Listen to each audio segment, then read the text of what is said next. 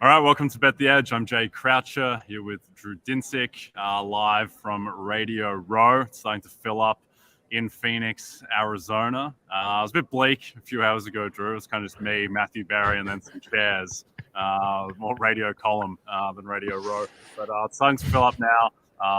For anyone who hasn't been to Radio Row, it's a very strange place where you're just walking around and you bump into someone and you look up and you've just walked into Jonathan Taylor or Deebo Samuel, Lane Johnson or whoever. So it's a very surreal place. I'll be here all week and we'll have some great guests, including Sam Monson, who's coming up. But Drew, how's it going? What are your thoughts on the game right now? I've gotten past my initial kind of handicap of game state of different ways to try to attack the game and total market, and I'm digging heavily into the props. And I haven't made the highest plus EV bet I'll make all week. That'll come later, I'm sure. But I like where I'm positioned right now. I got a money line on the Chiefs that's no longer available. I got some fun props in pocket that I'm excited to talk about with you, and excited to hear where you're leaning on the game, because your read on last year's Super Bowl was, I thought, pretty spot on, and so I want to know who to bet for that big payoff in the MVP market. Okay, well, as we come back, we've got Sam Monson right here. Very close, mate. Very good. Slide executed to perfection. Yeah, very good. Logistically, behind the scenes, these chairs are not really conducive to the slide, so Sam's done very well. It's great to have you here, Sam, from PFF, obviously. And let's get straight into it. Drew and I, when the line came out, so the line opened Chiefs minus 1.5. It was immediately smashed into Eagles minus 1.5.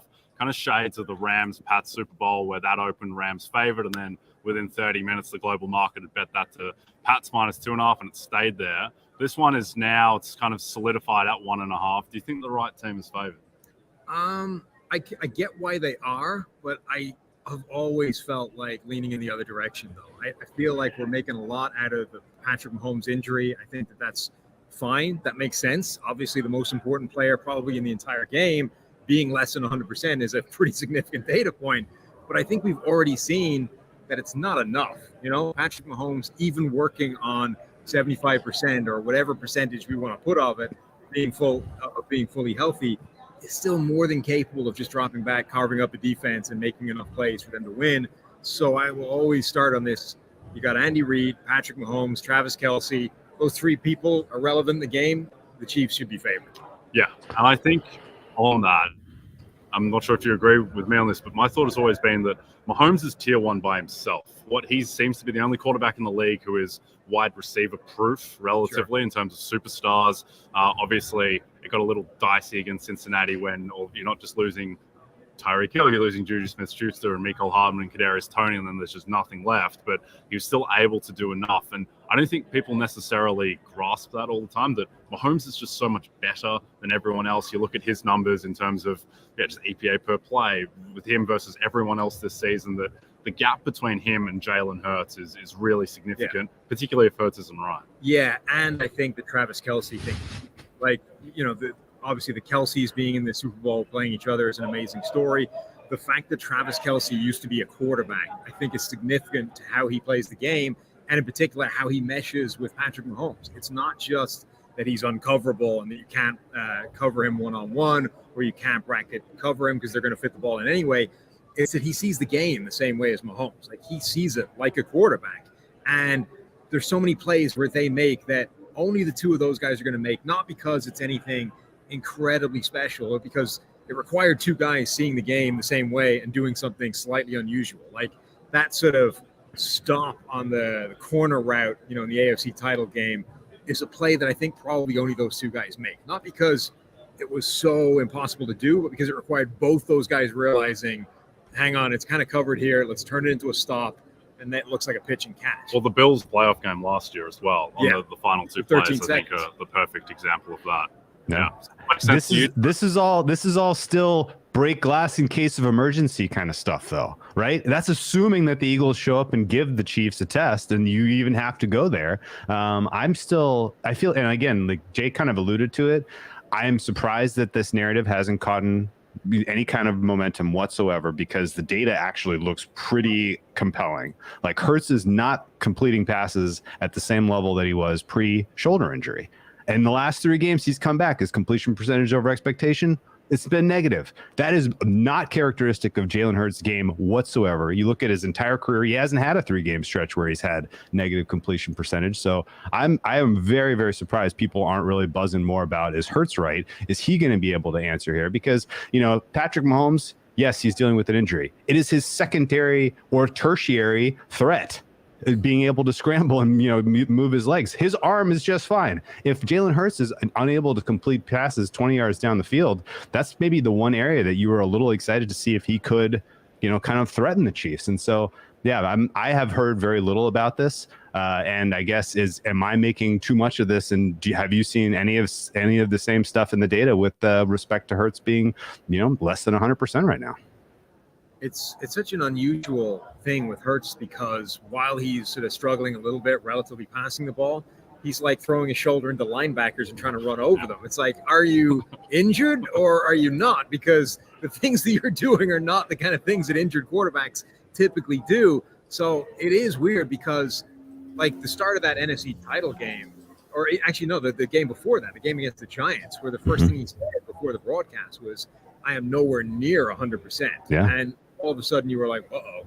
Like if Hurts is that bad, and then they came out and they absolutely smoked the Giants. So it's very difficult to get a read on where exactly Hurts is. Yeah, I don't know if this is a Novak Djokovic hamstring thing at the Australian Open the whole time. I don't think it's quite that level with Hurts, because it is weird to your point where like he's wincing in ways that he doesn't normally wince when he gets tackled. And then there was one play in particular against San Francisco where it really looked like he was hurting. And then Sirianni immediately calls like 3 design runs for him, which I don't really understand either when they had a big lead. But just seems like he didn't have the touch on the deep balls to A.J. Brown, Devontae Smith. But one thing that I think has been building in the Twitter analysis of this game is that, so Hurts, do you think that he's less effective just kind of inherently when he's not playing with a lead? Because there's this idea that he's been playing in positive game script all season. Before this season, he wasn't an elite top 6-7 quarterback in the league. And because he does have these positive games that teams have to load up to stop the run against Philly, it gets A.J. Brown, Devontae Smith in single coverage, and Hurts has been great at those, those go balls. Do you think that's a key thing, and that he's not necessarily well positioned to go blow for blow with Patrick Mahomes in a game where the total is 50.5? I mean, I think this offense generally functions extremely well with a lead. But the other thing is, we haven't seen them behind much at all. Like he's 700 plus snaps with a lead this season, by far the most in the NFL. I think it's the most of any team since 2018 or something like that. So I haven't seen many instances where this team has been in a hole and had to try and rescue it or come back or change the entire dynamic. But when they have a lead, that offensive line can start to establish its will. The run game is great, plus what Hurts brings to it. Like they are just set up really well to be front runners. Yep. Yeah, defense too. The wave after wave of pass rusher and decent ability to cover. Like you're if you're the Eagles, you don't want to be in a game script where you are trying to get the other team off the field to give your offense a chance again. That's where they've been exposed a couple of times, and most notably, I think of the second game against the Commanders and then the game against the Colts, where it was like literally like, wow, man, are they even going to get another chance to score here? And when they did get that chance, it was all run. They didn't even put the ball in Hurts' hand to throw. So it was interesting. But have you gotten a sense that people are correctly, kind of calibrated to how good the Eagles are, considering how soft their schedule has been this year? And has that point been driven into the ground, or is it still relevant considering that their path, not just through the regular season to the 1 seed, but particularly in the playoffs, was pretty soft? Yeah, I think it's definitely relevant. The problem is sort of trying to identify just how important it is when you then step up the competition to a team like the Chiefs. Like the Eagles are obviously a very good team this year. They've done exactly what they were supposed to in terms of annihilating, relatively speaking, an easy schedule.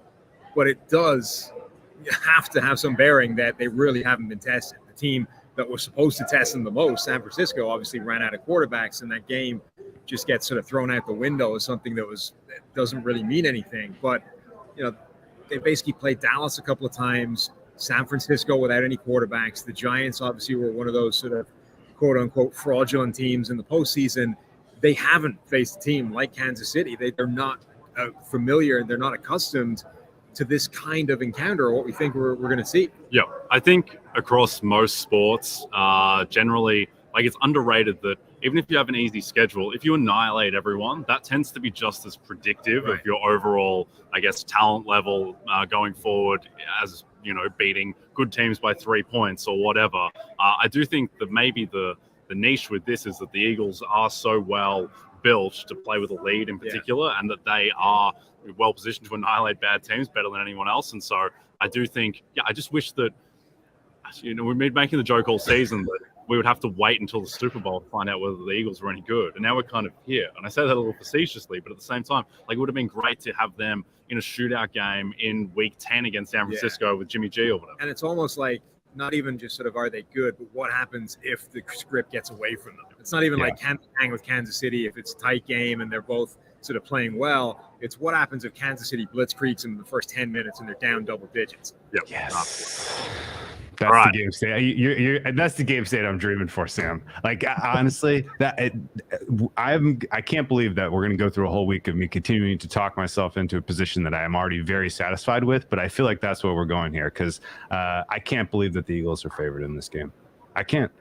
It is amazing to hear people talk themselves into what they like about the Eagles and then not kind of get to the key point of, they have played virtually no quarterbacks this year. None. No quarterback that could put this team under scoreboard pressure. No quarterback that could really ask them to, kind of solve things in game. Like, there are a lot of potential issues that could be exposed in this one, and they're all, in my mind, on the side of the Philadelphia. So we'll see. I guess the most impressive win was beating Minnesota in week 2 or 3, right? In primetime. That was probably the best one. And Minnesota, who lost the home playoff game to the Giants. All right, before we get into the offensive lines, just a reminder, if you don't have the NBC Sports Predictor app, go download it now. The contests are free and easy to play, and you have a shot to win thousands this weekend by predicting what will happen in the Premier League and college basketball. All right, so Sam, you do the offensive lines at PFF, the grades there.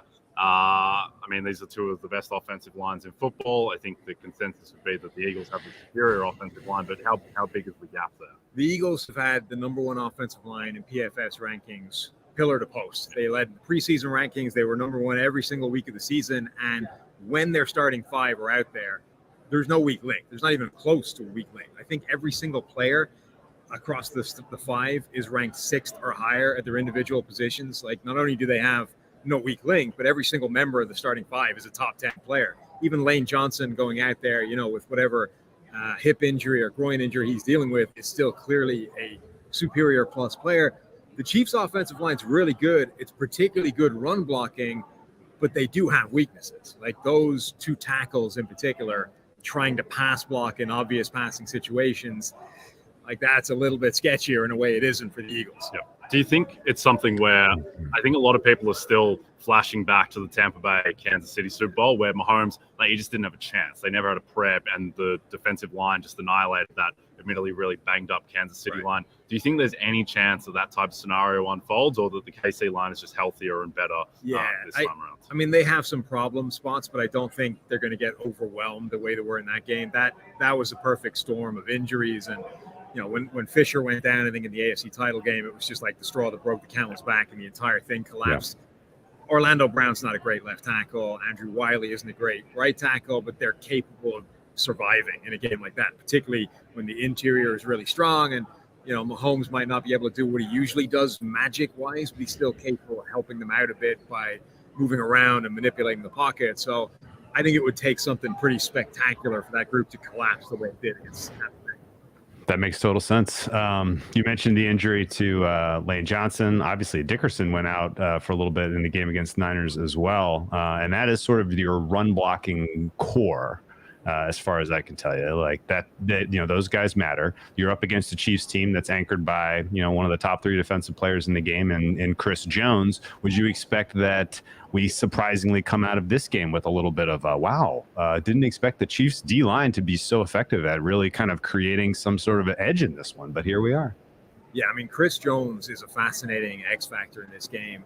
Not just being dominant the way he has been. I think he's got a real defensive player of the year caliber or argument this year. I don't think he'll win it, but I think he's got every bit as good a case as any of the guys that may. But the other thing about Chris Jones is he's got that weird Aaron Donald thing where he does appear to be able to turn it on in the fourth quarter when the game's really on the line and just decide, now I'm taking over. I forget what the numbers are, but he's got way more sacks in the fourth quarter, the dying minutes than any other defensive player in the NFL. If he decides to just show up late in the game when the thing's on the line the way we saw him in the AFC title game, that's a problem.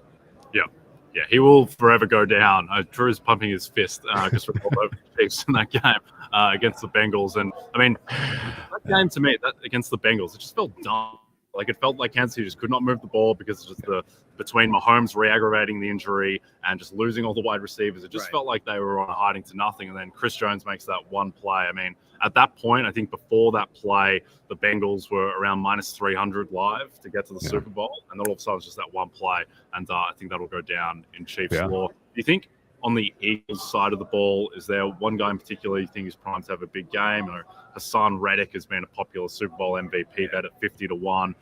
I think he's had 4 games this year with multiple sacks and a forced fumble in the same game. Do you think he's someone who could have a big game, or is there someone else you're looking at? I think he definitely could, particularly when you look at who he's going up against. Hassan Reddick is the type of player that causes sort of average tackles real problems because he's got that special speed and burst off the edge, and he's just an awkward type of pass rusher for those guys to contend with. But I wouldn't overlook the other side of the line either. Like, Brandon Graham has had this weird resurgent year out of nowhere when he looked like he was pretty much done. And again, like, from a body type standpoint, that guy is a real mismatch problem for somebody as huge and sort of upright as Orlando Brown. So I could see both those edge rushers causing real issues. Theory Brandon Graham's getting sacks this year? Makes no sense. Just on our podcast, we have an annual bet every year where Steve thinks that Brandon Graham is going to get double-digit sacks, and I always take the under. And then the one year that he decided, no, I'm done. I'm out. It's not happening. I'm done. Brandon Graham is over. And then this is the year he bounces back with the sacks. Yeah. Do you think that is a skill thing of like turning pressures into sacks? Because I always look at it like I had a big bet on Max Crosby to lead the league in sacks this year at like 35-1. Because look at PFF's numbers and his pressures. What do you have, like 101 pressures last season? Yeah. Lapped the field. Like, guy lapped the field in pressures can't be 35-1 to get the sack title. But his sacks they went up a little bit this year, but still just doesn't seem like he converts. Doesn't seem like Brandon Graham converts. I mean, Max Crosby had that play against Kyler Murray earlier in the season, which could not get him down. And it just seems like, I don't know, it has to be a skill, right? I think it is. So I think broad terms, it isn't, right? Yeah. Largely it's noise. Largely it's way more important to look at the pressure and just the actual production they're getting. But there are definitely players that are on either end of that scale in terms of an actual skill set of converting pressures into sacks. On low end, you've got guys like Brandon Graham, who for whatever reason is never able to convert a particularly large percentage. But then you do get guys on the other end of the scale like Chandler Jones, who for an entire career has gotten a disproportionate number of sacks relative to the amount of times he actually wins one-on-one. So I think there are players that have that skill in either direction, but generally it's not really a thing. Vic Beasley was the one, right? He had that 1 year. Yeah. When you looked at his numbers, it was all like clean up or pursuit play. Like, there were no wins in that total.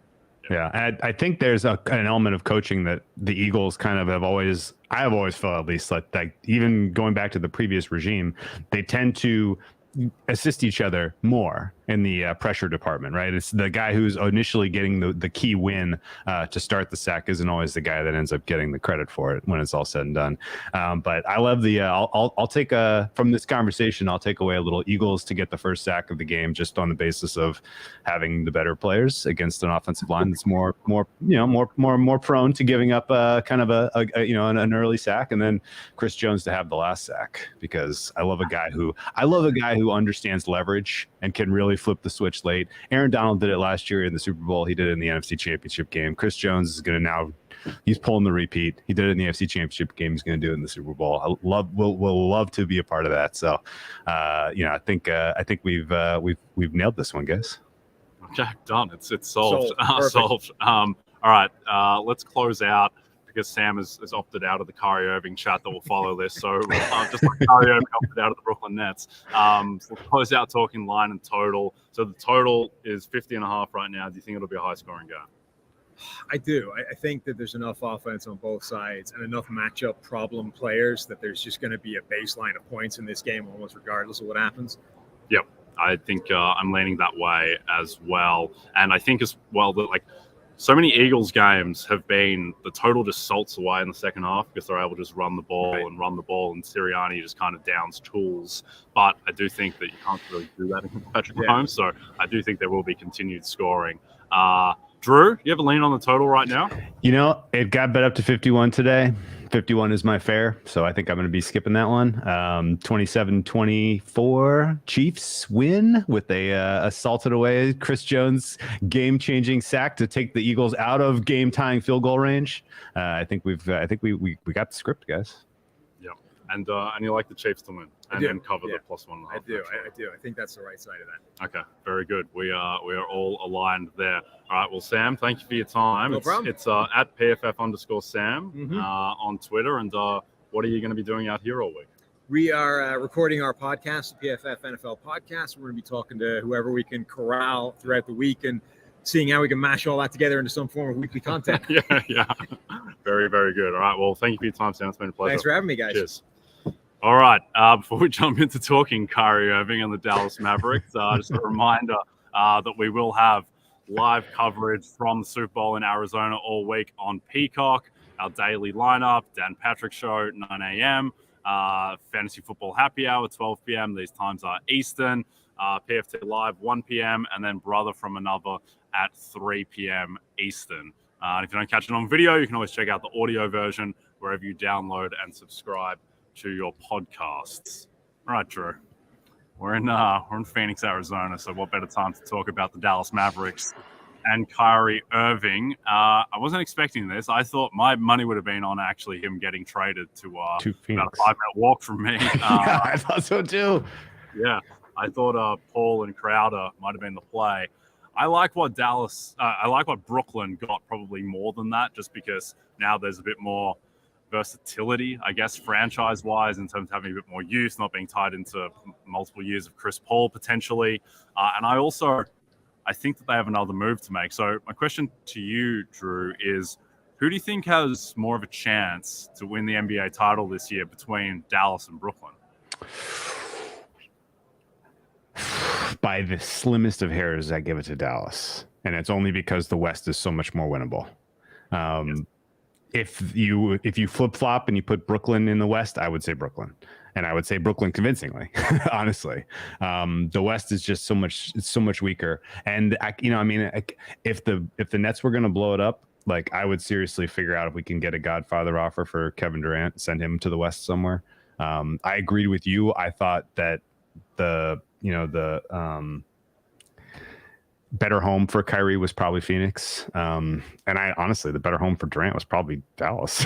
So this may be like a little bit of sliding doors. We didn't quite get the correct matchups that we needed to really get the most entertaining version of the NBA, but it is what it is. I take the Nets from outsiders with a upside. If Kyrie catches a heater like he did at the end of last season, and he's an offensive, juggernaut combined with, a healthy Kevin Durant who doesn't have as many miles on him because of this time he's missed through the middle of the season, then, Nets have a chance.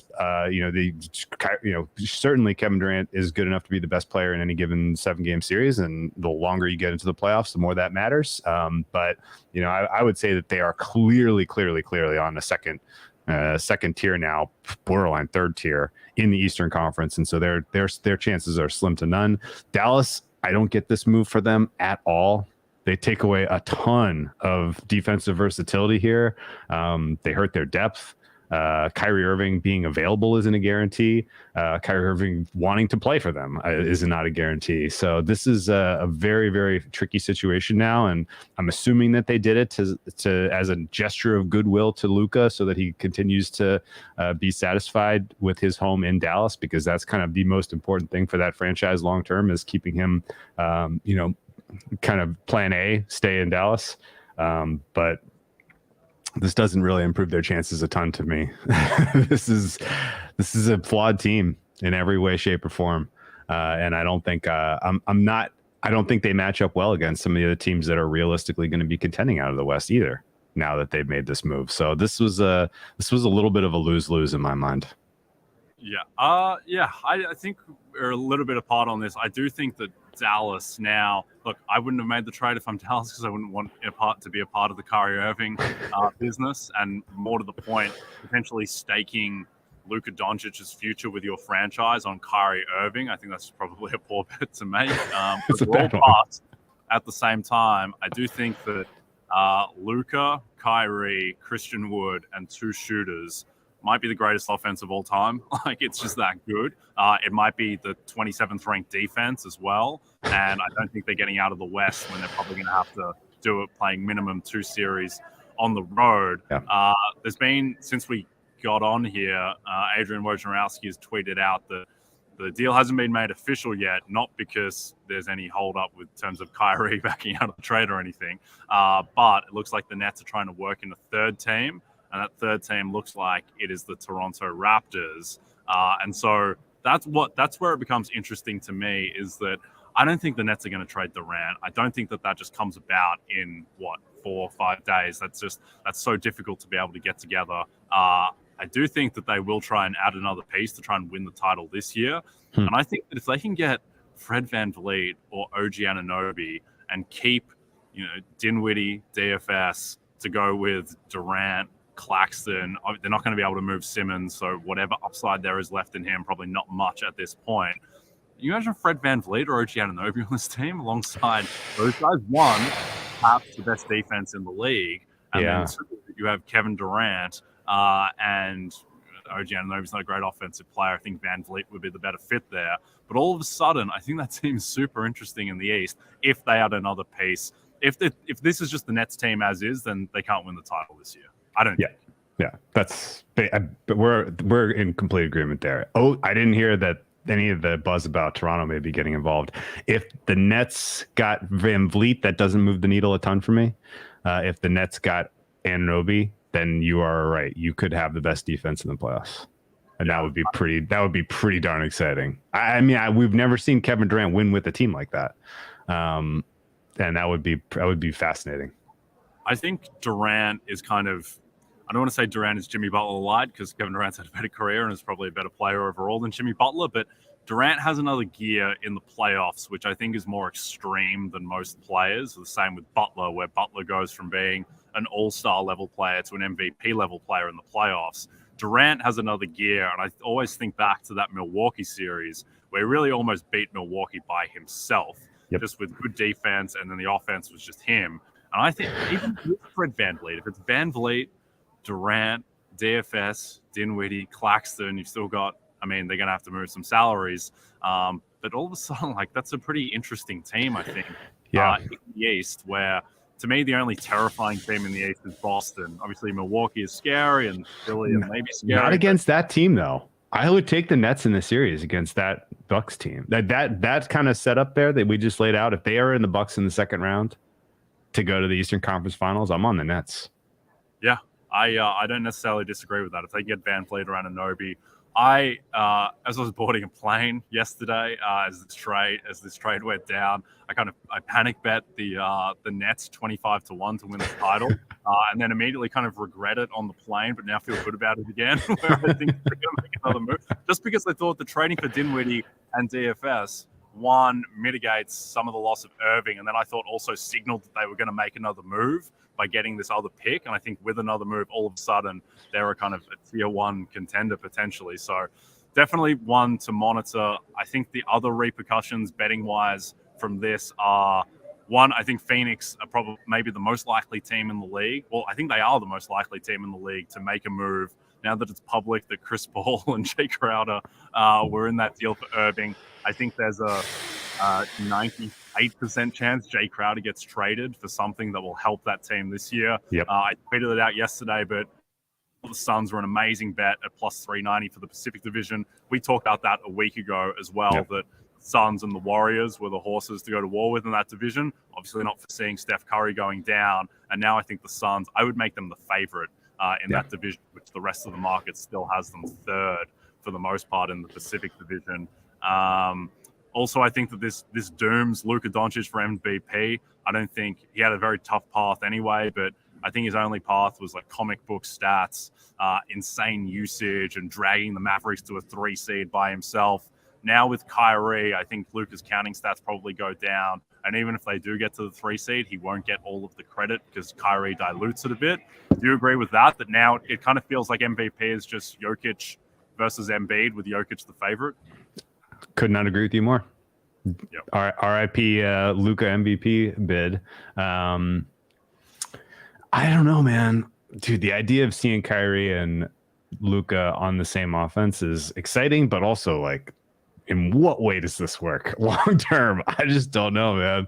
I'm just excited because Luka, like, I find it really tough watching Mavericks games. I don't enjoy watching the Mavs. I don't enjoy watching Luka ball. I thought it was kind of painful in the playoffs where even though they were getting results and they have the amazing win against Phoenix, just clear out for Luka, watch him cook, and then watch Reggie Bullock take pull-up threes. Like, it's just not that exciting. And now to be able to get Kyrie Irving and just to me, it's most interesting for what it does for Luka Doncic and whether it makes him fun to watch basketball, because he should be, because he's one of the most talented players we've ever seen. I just don't like that team at all.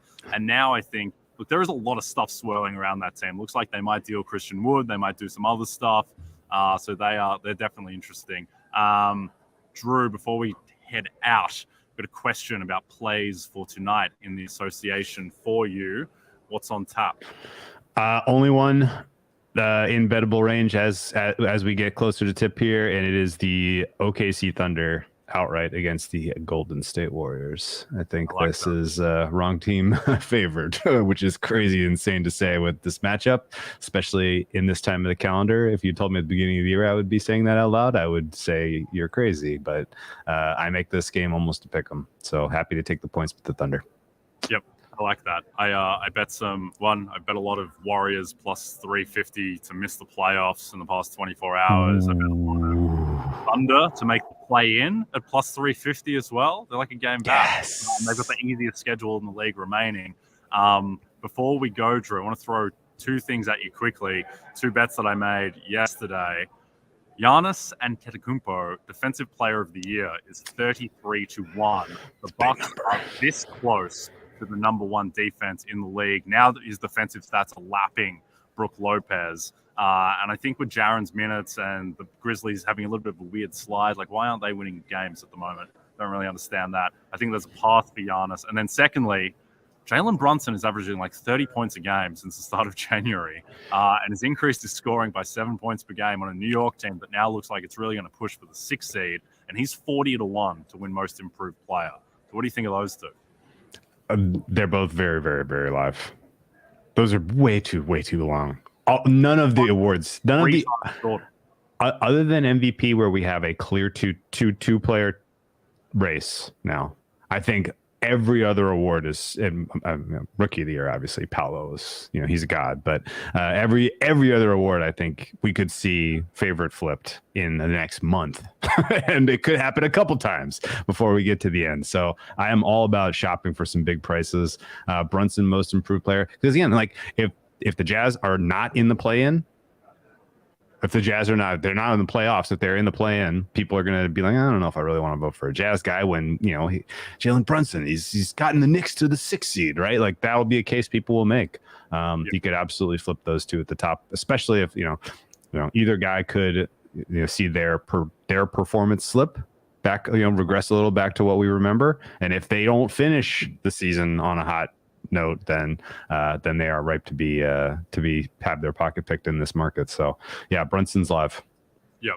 He's averaging close to 30 a game since the start of January. He's doing it on just insane minutes and insane usage, which I think is actually going to sustain because they're going to be pushing for the playoffs, and Tibbs just doesn't care. Like Tibbs just doesn't care. He's going to play his guys till they break. It's what he's always done.